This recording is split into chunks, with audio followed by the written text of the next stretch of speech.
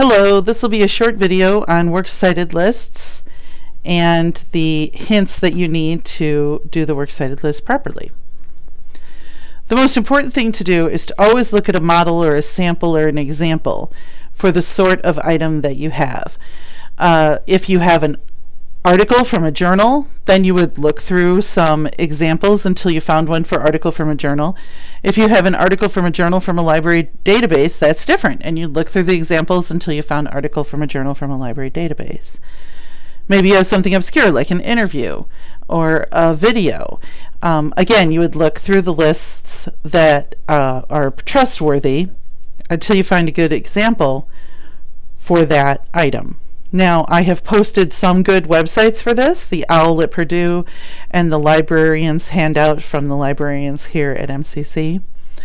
And if you run into something not covered in those, in the library, you should use the MLA handbook. There's also another good handbook by Diana Hacker, which I put the information on in your folder, and both of those books are available from the reserve section in the MCC library. You talk to the circulation desk to get things from reserve, and there are more copies of the MLA handbook also in the reference section.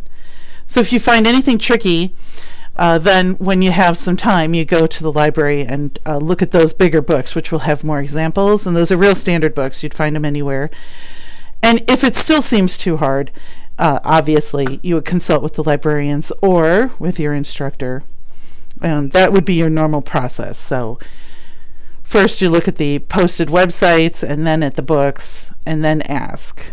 But don't hesitate to ask, especially if you're already in the library. The librarians kind of enjoy these sorts of questions. A few hints. First of all, if there's something missing and you just don't have the information, most commonly that's author, there's no author listing, then you just skip. You just skip it. Leave the author out and start your citation listing with the next item, which is generally the title of the piece. Sometimes you'll have an item which seems to fall into two different categories. Maybe it's an interview, but it's on the internet or something like that. Well, then you might want to look at two different samples and then combine them in a logical way. And by the way, that happens all the time, where things fall sort of between two of the categories that will be in the reference book you're looking at. So don't be afraid to just be logical about it and combine the two examples that seem appropriate. As always, consult the instructor, consult the librarians, look at some samples from the bigger books if you're running into any trouble. The final steps are also important. Be sure that you put the works cited list starting on a new page. Don't start it at the bottom of the last page of the paper, and don't put it in a separate document.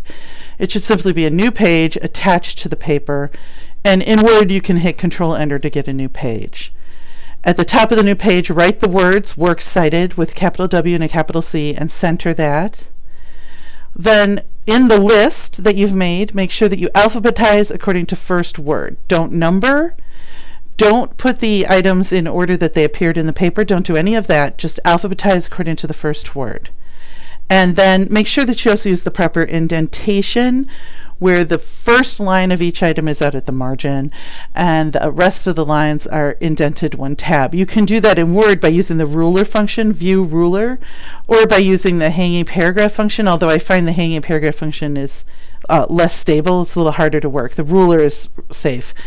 But however you know how to do it is fine, as long as you just use the proper indentation. Okay, and that is it. And it couldn't be easier, except you do spend some time flipping through the websites and the books to look at some examples. So don't neglect to do that. Thanks.